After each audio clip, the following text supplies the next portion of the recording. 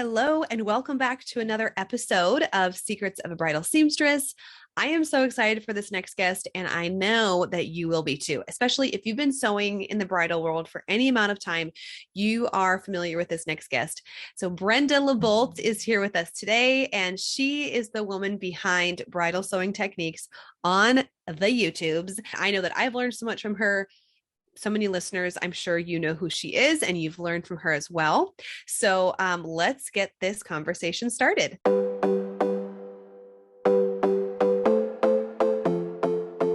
All right, today I am with a woman who literally needs no introduction. We are here with Brenda LaBolt, and most of you know her from her YouTube channel, Bridal Sewing Techniques, and I'm sure so many listeners have already learned so much from Brenda. So, Brenda, thank you so much for being here. Thank you for having me. Yay! I mentioned this when we first started. I'm fangirling a little bit, and I know other listeners will be too. So thanks for taking time out of your busy schedule to be with us. Oh, thank you. If only I could make my children feel that way, right? Exactly. They're teenagers. Yeah, the blessing of who you live with. Okay, tell us about the woman behind your power business here, because you're a seamstress and then you have this growing YouTube channel and you've taught so many women and men in tailoring and bridal sewing. So can you give us a little peek into your current week? Okay, so aside from the YouTube channel, maybe take us into your sewing room. What do you have going on right now? Okay. Too much. Like all of us, I feel like we get into this a lot of times, we're like, oh, this is so flexible for family and whatever. And it is, but it leaves you open to all that too. Like that's what flexibility means. So yeah, so I volunteer at my kids' school. I, work at the shop 4 or 5 days a week sewing. Running appointments and sewing and whatnot.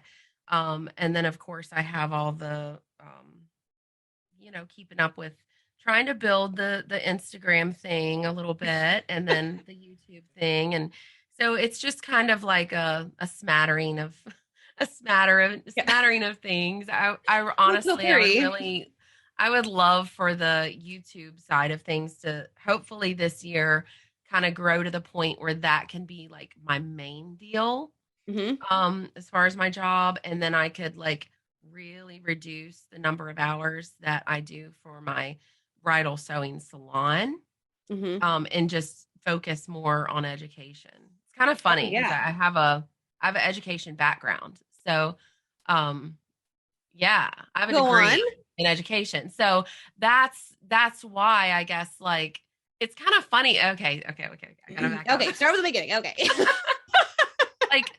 Silly old me, I started YouTube and I was like, I really like this. It's so, there's so much meaning to this.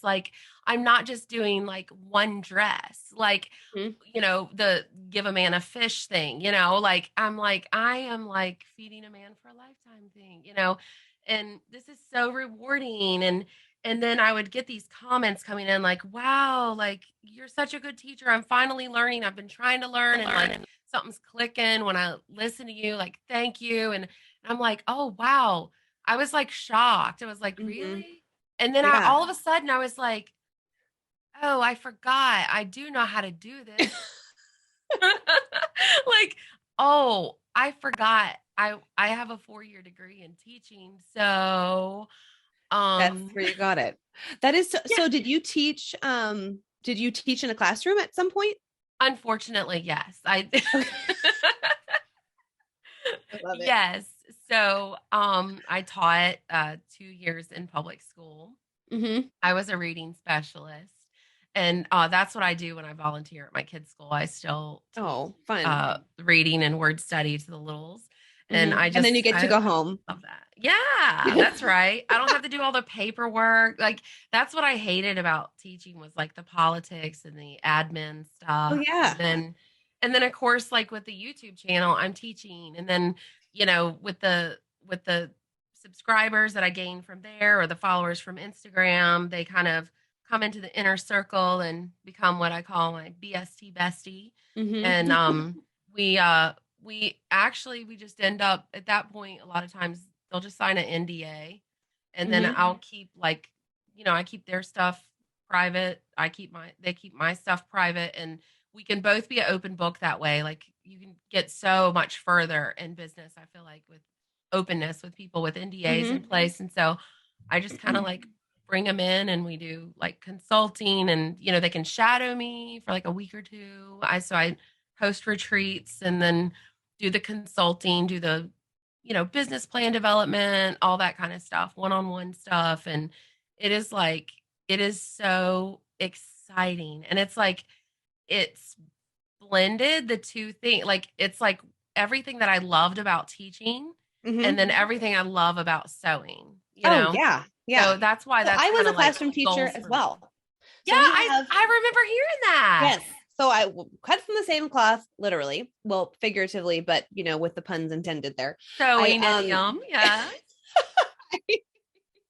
Yeah, I taught for almost 10 years, for 9 years in middle school. I taught middle school choir. And then part of like when I first started teaching, I was doing like middle school choir and elementary school general music. And I, same thing. I loved being with the kids. I loved that part of being in the classroom. But then there were just other things where I was like, oh, I can't do this forever. Yeah. And actually, I don't want to do it for another year. So I knew that like when I first started, like by my second year, I was like, oh, I got to get an exit strategy.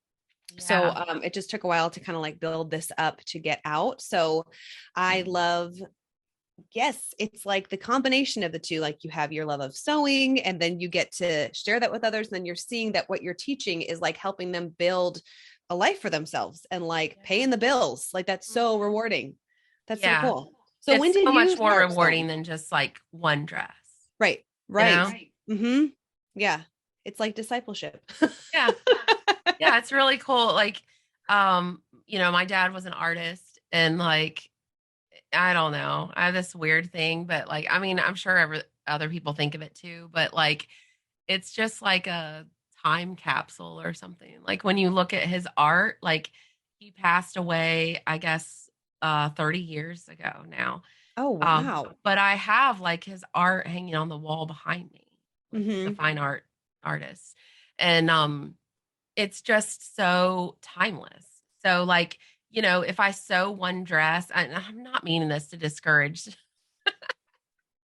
bridal gown seamsters, like, because it can be forever for that one girl. You know what I mean? I don't mean it like that, but if you just sew one dress, you just sewed that one dress. But like, it's, exponential. Like if you can also like teach people while you're sewing the dress, you know what I mean? The wakes kind of spread out a little further and last longer and stuff. So yeah.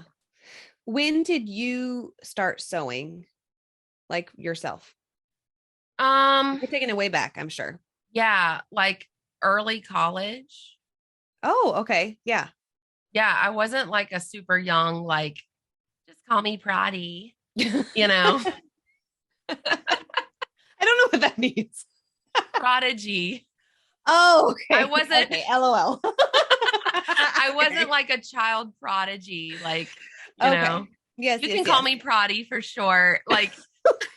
Now I'm tracking. Okay. Did you do like garment construction in college, or like when were you like, oh my goodness, I love sewing dresses? Yeah, it was literally like on the side. It was kind of funny because like I like to sew on my own clothes and just, a lot of people start out that way. You're just doing like upcycling and like, single pieces of art to wear or whatever. And I just loved that. I didn't pursue it at all formally in college. And then it was so funny. The first job that I got hired for outside of college and education, it was another one of those things like I totally missed the sign, but like I wore one of my own creations, I guess. Sounds so cheesy. I wore like an outfit that I made. Creations, yes. My creation. Cue the harp music, and it kept like distracting the interview. I'm like, can we get back to my resume? And the principal's like, oh, wait, let me get my secretary. She's like, Kathy, come look at this. She made this outfit. And I'm like, okay. Like dazzling everyone. That is so funny. I know. I was like, but I want you to really like look at my resume for teaching, So, Wow. but I didn't clue into it. I went ahead and did a couple years of that nonsense. And so then I don't know. I just went on from there into like studying like pattern making on my own, and like then when my children were born, like making their clothes. Oh yeah. Then into custom dressmaking, and then into like alterations, and then I just kind of like followed the flow and like went into bridal. Yeah. So. That is so cool. And isn't it fun thinking about I hope there aren't any teachers listening, but when I was teaching, you can do so much, you get as creative as you can be to make the lesson plan so cool and engaging, and you're coming up with all these new ideas and you're getting the same amount of money. Yeah. And then you're like, wait, I can start a business. And if I take one more client, then I get more money. Or if I figure out a new way of sewing faster, I'll get more money. It's like, you see now that like, oh, the work equals more. Yeah. It's rewarding. Like exactly. It's financially rewarding. Well, when I left teaching, I said, this was kind of just like my thing. I should have like cross-stitched it and hung it on the wall or something. Maybe I should add this to my There's still time. Yeah. I do sell merch, girls. I sell merch. But I should do this. So I said, God be in my help. For the rest of my life, I will do something I love for very little money, or I will do something I hate for a lot of money, but I will never do something I hate for very little money again. That was like, I drew a line. I was done. I was just like, you're either going to treat me right or you're going to pay me, but you're not going to just like not do either one. Oh, that hits home. Yeah. Yes. I mean, seriously, talking about our audience, Nadine, it's so cool. Like you and I are doing two different like approaches, but we really share kind of the same target audience. We're talking to people who are, cutting out patterns on their dining room table. They're working with a home sewing machine. They've got a dream and they're wondering like, when do I make the leap? Like, right. will it catch me? Is it going to pay? Yeah. Yes. Yeah. Is the market there? Like, am I good enough? Like, will I make enough? Like all of this. And I have no idea where I was going with that. I don't know, but it was really inspirational. And I was like, I'm with you. Oh, because I think what you're saying is you can, what were you saying? You can do all these things and it can equal to making a living. Yeah. So okay. I'm sorry. Now I'm tickled. I do actually remember. Okay. Where I was going is audience, listen, okay? You do not have to be in that grind where you are treated like trash and not paid well. If you are in that situation, you need to do something to get out because you deserve better. That's where I was going. Nobody should have to live like that. Yeah. And there are some groups that I'm in, we all have kind of those like free, I want to be careful how I say this, online social groups that we can be in with other seamsters or seamstresses and seeing stories shared. And I'm thinking, these horror stories of how clients speak to them or treat them or how they come unexpected to pick up their dress, all these like scary things. And it's like, yes, that is like, okay, they're rude. They need some social skills, but also how are you training your clients to treat you? Yeah. And they're going to respond to that. And there has to come a point where you're responsible to say, actually, I deserve the clients who want to work with me, who want to pay me, who know what an art this is that I offer them. And then you're going to be able to communicate that in your marketing and all of your communication with your clients so that you're not running into those same circumstances. There's a point where we have to kind of be honest with ourselves, like how much of this are we bringing on ourselves by allowing those ticket prices to stay low, or that communication Right. to be really rude with my clients, Yeah. and it might stem from that like imposter. I don't really know what I'm doing, and getting over those thoughts in the back of your mind is like the first step so that we can get on to, move on to getting the clients that we want and getting the treatment that we deserve. Yeah. And I think you and I probably, with having the background of teaching, like we were very much taught that, like to be very intentional about, your syllabus, the Mm-hmm. atmosphere of the classroom, conveying your expectations, conveying the boundaries, making Yeah. it very clear what the process is. And we have all seen it as students, for any listeners who don't have teaching experience, you saw it as a student. I mean, I remember in high school, this one teacher, it was like, it almost seemed like magic. It's not magic, but it seemed like it. Like he had the same students everybody else had. But, Mm-hmm. you could go in one classroom and it was like chaos and spitballs and disrespect and like papers on the floor. Nobody's doing their homework. And then you go in his classroom and it was like, freshly graduating Marines or something. Like, Mm-hmm.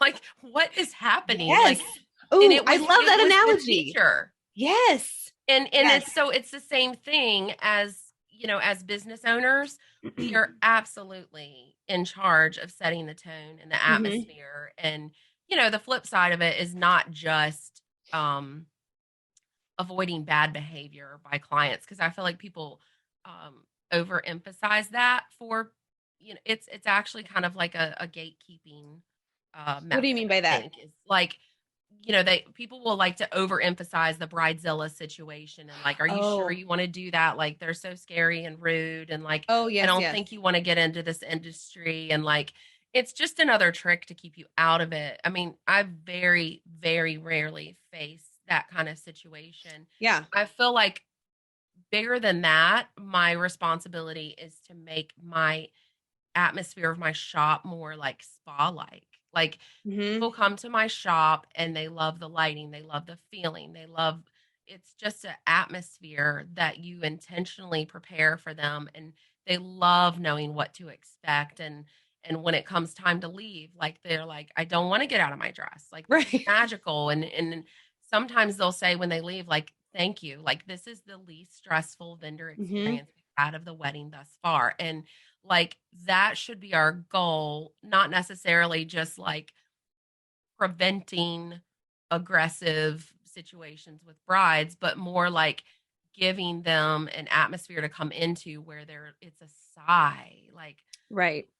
like this is awesome, this is what I wanted. And and then that aggressive side of them is less likely to come out anyways. Yeah.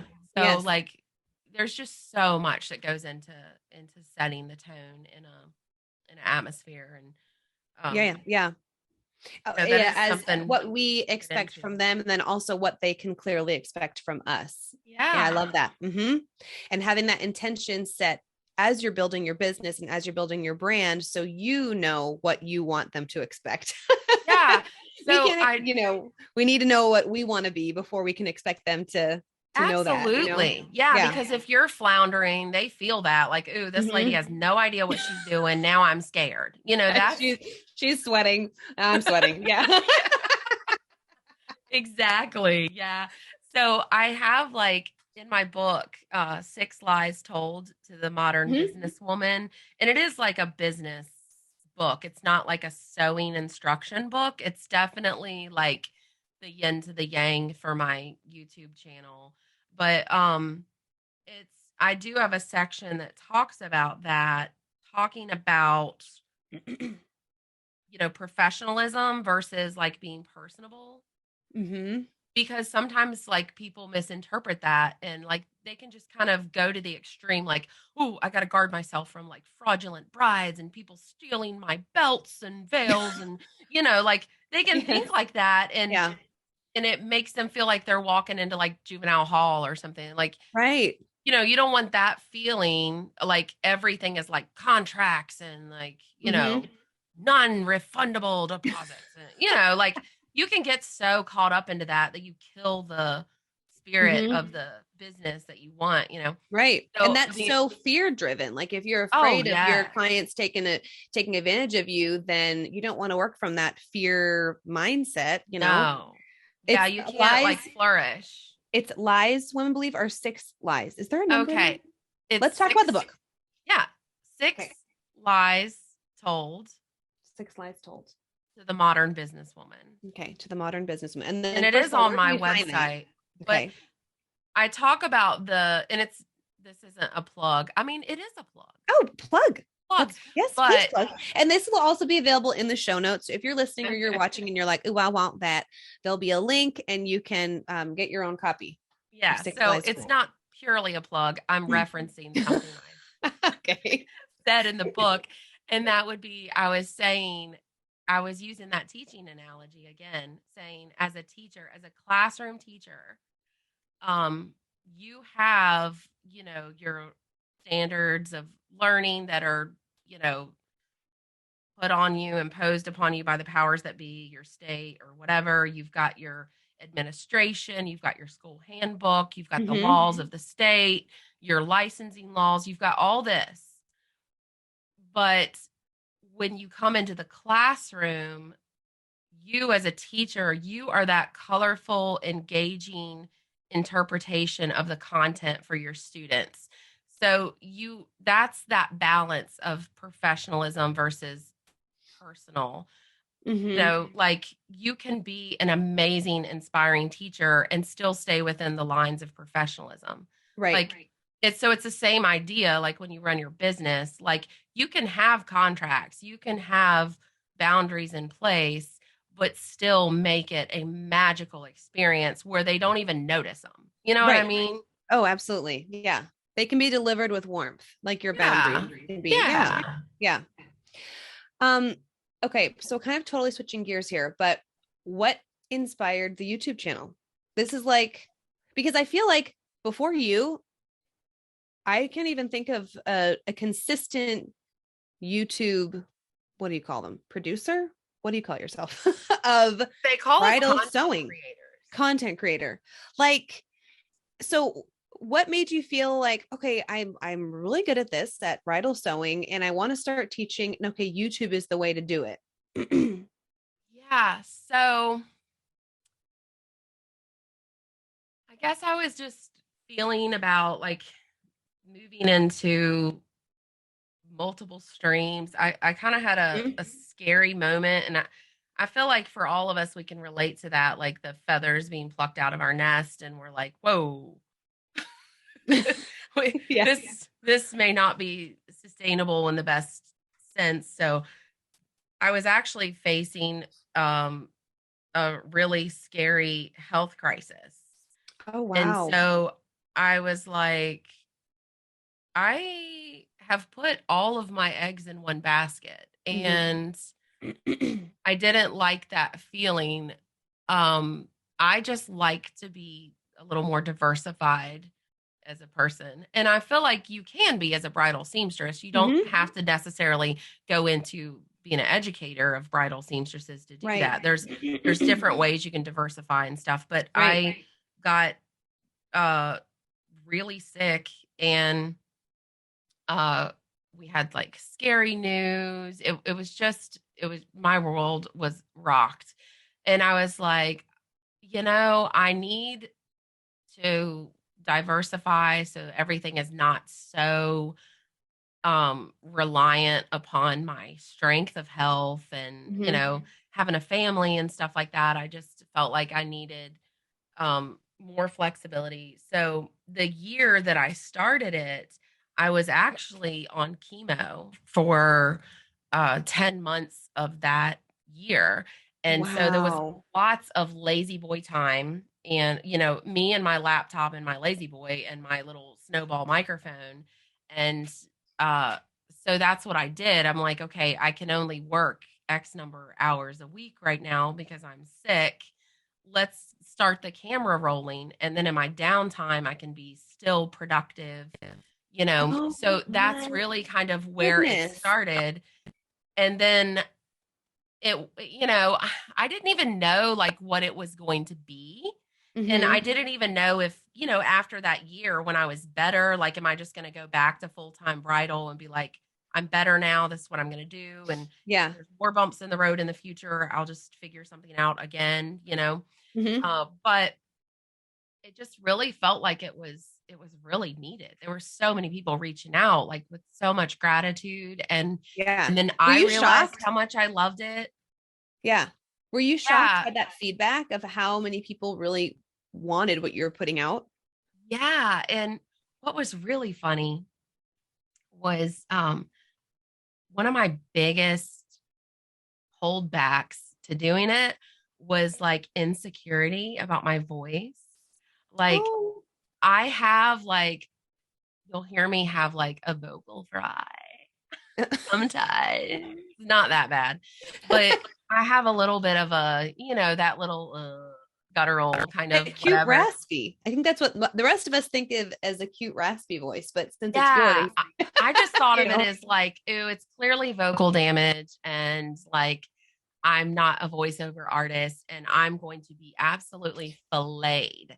And then also the Southern accent, like people are just gonna, YouTube is such a dumpster fire of hate comments. Oh, we're gonna And I get to was, that later. So yes, keep going. Yeah. oh girl, I got tea on YouTube comments, but um, yeah, so I was like, they're gonna fillet me. I'm gonna burn alive on YouTube with my between my accent and the what sounds like vocal fry, but it's actually just kind of like I don't know vocal damage. I don't know what it is, but it's not. I mean, like if I took voice lessons, they would probably try to fix it. So I was like super like, oh, I don't want to do it because of my voice, and That's just so I funny to me because people listening love your voice and like your voice and your hands that have taught them so much. I And know, and that was it's the thing I such, didn't expect. yeah, that is amazing. I That is started so getting all amazing. these comments where people were like, thank you for this instruction, but I just wanted to let you know, like, I love your voice. Or they Oh, would say that I love your hands or whatever. mhm. And I was just shocked at like how kind people were about my voice. And then Yeah. like, particularly like when the ASMR community started kind of growing on YouTube, Oh, I yeah. started I started getting commenters. Like I can't tell you how many times people would be like, I don't even sew, but I just want you to know I play your videos in the background all day because your Oh voice my is so God. calming. That And is I was like, amazing. that is so weird. Like it was Yeah. so unexpected. And I just love that so much because it's like the things that we feel so insecure about sometimes are, or what we feel most vulnerable about is can be one of our biggest strengths, you know? yeah, So for this to be something that you were like, "Ugh," and then that exact thing is what people love about you so much. So that right. is It's so like awesome. it turned out that it was like a distinct thing. Mhm. It was more of like a distinct, recognizable sound. And then I was like, I mean, who even thought? But, going back to the thing of like, people wondering, is the time right? Is this what I'm supposed to do? Or, whatever, Yeah. when they're starting out in bridal, like you really have to listen to what is said around you and don't just listen to your own stupid, diminishing voice in the back of your head, like Yeah. criticizing yourself. You have to listen to what people say. So, like, think about that job interview and they were like crazy about my clothes and I didn't clue in. Yeah. And then it's funny because I was going through this struggle in my mind about my voice and this is I don't remember if I had uploaded yet or if I just had uploaded like one or two videos and I was feeling very like please don't anybody click on it. Please don't click on it. But I went into a boutique and I was walking behind the racks and I was like, hey, good to see you, Zach, or whatever, the guy working behind the desk. And he was like, oh, hey. He said, can I tell you something? And I was like, what? And he said, I just feel like telling you like something about your voice. He said, I remember the first time you came into this store like years ago. Your voice just like stuck with me. And he said, I heard your voice when you came in and I knew it was you. He said, I love your voice. Oh my gosh. And he wasn't like flirting with me, but it was like this moment. You sure And about I that? was like, oh my word. I was like, a word fitly spoken. Like, Yeah. you have no idea what I'm going through in my mind right now about my voice. Like, he really had no clue. I was, and I was just like, okay, I need to just like listen to the good around me instead of, beating myself up over my fears, and that's what I hear so much when I work with, aspiring business owners, all the what ifs. Yeah. Yeah. And just turn it on its head and be like, okay, what if? Like, what if somebody does leave a comment and they say they hate my voice? Like, Right. so Yeah. what? Yes. Yeah. Right. And there are so many, especially when if you're starting your business, you're starting from home, there are so many insecurities that can come with that. Or, you feel like you don't have it all together and all the what ifs. I had an interview with Kristen Gillies, and she's a seamstress in New York on Long Island. And she's so funny, but she was talking about how she left her job job to start this business just last year and went through this list of like all the insecurities and the fears. And then she's like, once I did it, it was like, okay, I'm making money. I'm doing it. It's working. It just is like that feeling of like taking the leap, letting the first person in your home or making that Facebook announcement, like, hey, I'm doing bridal alterations or whatever that first step is in your case, putting a video of your voice out there. Yeah. That first step. Yeah, we have to get to the part with my face now. Oh. I know. And it's so funny because I know some people are like, oh my goodness, there's going to be a YouTube interview with her and they're going to be disappointed to see the lace and not your beautiful face. But I also, if you ever make a video appearance, I want to claim like that interview because come on, that would be amazing. But one step at a time. Well, just tell them they got to email me and sign an NDA and I'm there. I'm yours, like they get to see me once they sign an NDA. And oh, that's so seriously, funny. like, how am I going to help people? Like, I just feel like you got to be like 100% open or not. Yep. So like, it's just good for everybody when you do that. They can like they can tell me exactly what they're making or, we can talk numbers. Yesterday morning when I talked to someone, I was literally like with my phone, giving them, detailed tour of my shop. Like, here's the toilet, and you're just not going to do stuff like that unless you've got, that trust. Yeah. And before we started recording, you were explaining how there is a difference between your brand for your brides that you work with and then your brand for seamstresses. And I think that's so smart. So you're kind of keeping that separation between the two. So if you are, if you're listening and you want to get some like sewing coaching or bridal sewing coaching directly from Brenda, she does offer that.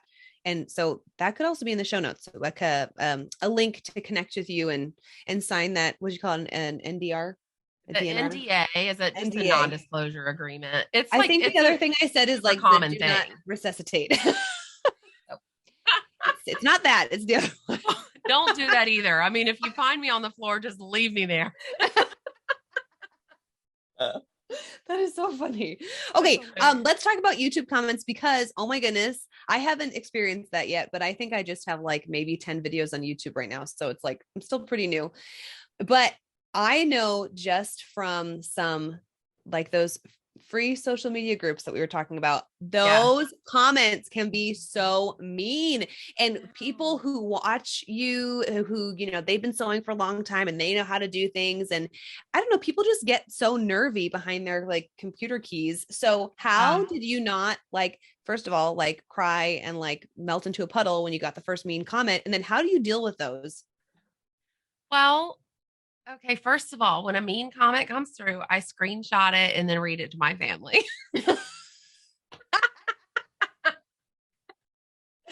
That's awesome. Like, can you believe they said this? Like, this person Seriously. Is so dumb. Nothing better to do. Yes. You've got to get childish with it, like. Right. Oh my goodness. And I like too that when you teach a technique, you usually say, I know there are different ways to do it, but this is how I love to do it. I feel like I've heard that disclaimer so much. And that's the cool thing about doing alterations is like, it's like, okay, how does your brain get there? As long as it looks beautiful and seamless, then okay. You know what I'm saying?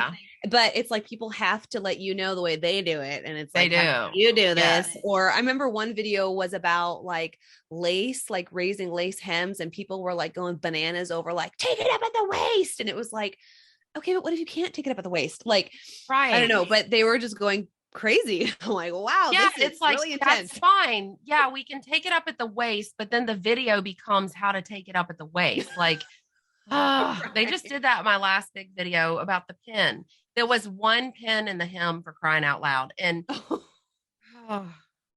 they about burnt the internet down over that. And I'm like, my pinning video is coming. It's just really huge. And actually, I hope to finish filming it today. We'll see.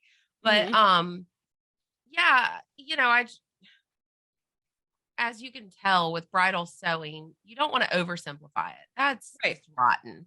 You want it to be real. But when you're teaching, and this is what I was explaining about the one pin thing, or like what you're talking about with the hem, I just try to explain it to them. Like, look, you know, when you're teaching a certain skill, you try to isolate that skill. Like, and with sewing, it's so, I won't say it's difficult to do that, but you have to be very intentional about, you know, kind of making the situation for that video pretty sterile, where you're talking about mostly that one thing, or you're going to get into like 1,000 rabbit trails. I mean, that's how learning to sew is anyways. And I feel like that's part of why my teaching is effective, is because I try to isolate the skill and make all the other, you know, little side points and the additional things they can learn throughout the video, make sure they stay as a side point, you know, just a little bonus nugget kind of thing.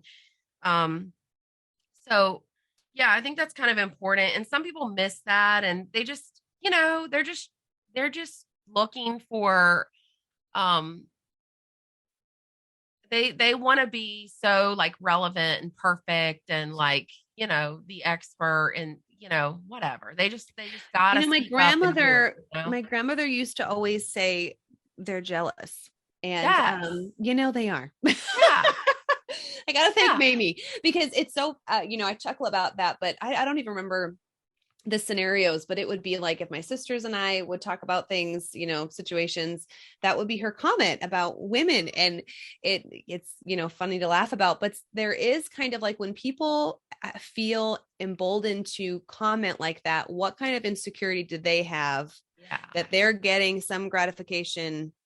Is that the right word? Yeah. When they, you know, throw something on your like video that who knows how long it's taken you. Clearly, you know what you're doing. Like, I don't know. So I'm just really impressed with the grace that you handle. Sometimes I don't feel like I'm graceful with it, but you know, it's funny you mentioned your sisters, because I thought about that when you said jealous. My sister used to always say that. She said, if somebody hates you and you don't know why, it's because they're jealous. I was like, well, little words of wisdom for my older sister. Seriously. Between sisters and grandmas. I don't know. It's a thing. I know. So I don't know. Well, I guess too, I should say, you know, when you're starting a business or, you know, really starting a YouTube channel with the goal of it growing into a business, it's the same, you know, principles or whatever. You look for pain points. You know, you look for pain points in the industry and you seek to relieve those. And so that's what I was doing, very eyes wide open with my channel. I did not want that. It's so gross to me. The sewing tutorial videos where they're like clearly in this, like, it's like a bubblegum pink studio, and they've got these long fake nails that nobody could sew with anyways. And everything is about, and you can buy this thing and this thing. And like, everything is like plastic and polished. And, you know, it's all about, you know, one sewing brand or whatever. And it's clearly they hired this actress to pretend like she's sewing or something. It's awful. Mm-hmm. And I just thought, like, who wants to learn to sew like that? And even worse, who wants to feel like this is the standard of sewing that we should attain to, when like that's not what real sewing looks like. Like Mm-hmm. real sewing is messy, and I have to use the dustbuster on my floor like 5 times a day. And it's like cooking shows where they've got all the food in the little glass bowls that are Yes. prepped. Like that's not what cooking really looks like. Yeah. So I kind of set out with that. I was like, I'm going to make this real. And I'm also going to be real about the fact that there's like 10 different ways you can do any alteration. And they're not wrong unless you like ruin the gown, right? Right. But people feel like I do it this way, therefore it's perfect, and you do it like me. And I was just like, I'm so grossed out by that. I knew I didn't want my community to be like that. So I have no qualms or hold back about chasing off a subscriber if they're that way in the comments. Like, right. I'm like, you're not part of my community. It goes back to those boundaries. Like yes. you're telling them what the expectation is when you're in exactly space. Yeah. It's like a client that only wants to give you $100 for $500 worth of work. Like, I don't want you to be my client. So there's the sidewalk, Yeah. That takes, that's a big step. It's a big deal, I think, to get to that step when you're growing, whether you're growing like your bridal sewing business, like as a seamstress, or some kind of online community. And you have to be okay with turning some people away. Yeah. And knowing you're not going to serve everybody, and it's not your fault if you can't serve everybody. It's like you're going to desperation. Gross. Right. The 20-year-old girl who's desperate to get married, look at who she's going to marry. It's awful. Yeah. Like, don't be desperate. Right. Same with your clients. Like, your clients are going to be so much better if you're not desperate. So funny. Yes. A mindset. True. Don't be desperate. The mindset of being desperate. Right. Yes. Yeah, totally. Okay. I had some other questions, but honestly, I feel like that needs to be a separate episode, because then that kind of like launch into like a whole nother topic. But I think this has just been so helpful for wherever you are in your business. And I love how you mentioned too, like diversifying and how that's going to look different for different people. Like if you feel like entering the digital world is just kind of like for you, like I know actresses who are offering, they have like a veil collection that they're building, or a physical product that they're selling during the off season, or digital courses for brides to be, like there's so many ways to expand just how to make money other than just like your knit stuff, right? Oh yeah. Your shows and stuff. Like, yeah, that is awesome. So fun. And I love that too, because it has nothing to do with weddings. Yes. So we all need a little relief. Yeah. And here, in our area, we have a very distinct wedding season, and then like nothing happens for a few months because of our weather patterns. So like, I love having a few months to just do fun sewing. And I think this next year, I'm going to kind of dabble into some like cloth napkins and home deck stuff, which, some people might be like, okay, that's like easy sewing, but yeah, that's what I want. I want to buy the pretty fabrics and just make cute stuff and like work within my little makers community. And it's such a refreshing time. And then it's like, it kind of fills in the gap too, when I'm not seeing brides. So, I love the idea of diversifying. You think it's easy sewing, but for people who can't even like figure out how to plug in their machine, it's not easy. Exactly. Yes. But for us, it's like, ooh, it's the fun kind of mindless sewing that it's like, I can listen to, or like watch something and sew. And it's like, it's just a different texture. I don't know. There's all those fun things that are, just about doing something other than bridal sewing. So if you guys if you have more questions about that, listeners, contact either one of us, because I could talk about that stuff all day long. And I love the idea of having your annual goal, and then here's all the things that we can do to make that annual goal happen. Like, ooh, it's just so exciting for me. And it's more than just like you said, that one dress at a time. Like, yeah. I mean, I have heard the siren song myself of, doing something on Etsy. Okay. Like there's always that. Think of all the seamsters that like You know, if Oh, you're totally. afraid the bridal Yeah. isn't going to float you 100%, Mm-hmm. who Like cares? day of Let the bridal be maternity kits. 40% and Etsy be the rest. Like, you Oh, know, totally. Yes, yes, yes. Like I'm thinking of like bridesmaid boxes, emergency kits, veils, belts, mhm. birdcage veils, like even if you do want to stay in the area that you know really well, like these lace and materials that we feel comfortable with. Oh my Yeah. word, there's a whole world for that. Like, oh, very exciting. Yes. Also So, cleaning and box preservation. okay, that There is is something. so much money in cleaning and boxing. It's money left on Wow. the table. And it's so crazy when I do my consultants with people about, you know, Yeah. building their business and offering more things to diversify Hmm. their income within their business. Almost nobody is doing that. And I'm like, Right. guys, like I it's think I right feel like there. I have a really close bridal shop that I work closely with, and they already offer that. So for me, I've always felt like if I offer that, then I don't want to step on their toes because that's kind of like they're the local hub for that. So I don't know. Yeah. You know what I mean? So for me, I'm Yeah. like, Sometimes there's but like political dynamics like right, right, that right. you And have I to kind of watch want to out for. Yeah. respect that. But there's another seamstress, Fran Miller. I know Yeah. she, and yeah, she's in Pennsylvania. I know she does dress preservation. I'm like, that's brilliant because Yeah. then it's like the bow on top, you know what I mean? And you don't need to go back to the dress shop that you, once you're done purchasing your dress, sometimes you just kind of lose that relationship unless you're getting Yeah. the steaming services and everything done there. Like this bridal shop that's close to me, I know they offer a package that includes steaming for the day of, and then you bring the dress back for preservation. So that is something I guess that I could offer for brides that don't come from that shop, you know? Yeah, you Um, could always do that. Just mhm. be like, okay, this came from this other place or from the internet, so she's mine. Yeah. Yeah. Yeah. Like, And there you go. fun fact, I did this for years instead of managing it yourself at all. Hmm. I initially how I got into it was I created a relationship with a local dry cleaner who did the cleaning and boxing. They gave me a wholesale rate. So I Wow. charged double. The cleaners would come every 2 weeks with their big van, pick up all these dresses. I had all the paperwork on them. Pick up the dresses, go clean them and box them, bring them back. Boom. Oh my I goodness. just, That is awesome. they gave me a wholesale price. So the bride was paying the same thing for me as going to them, Hmm. but I was getting to make that money. And I did nothing but like the intake paperwork. Like, it Wow. was so like, you know, the foam on top. It was just like so easy to do. So That that's is a little brilliant. idea there for people to Hmm.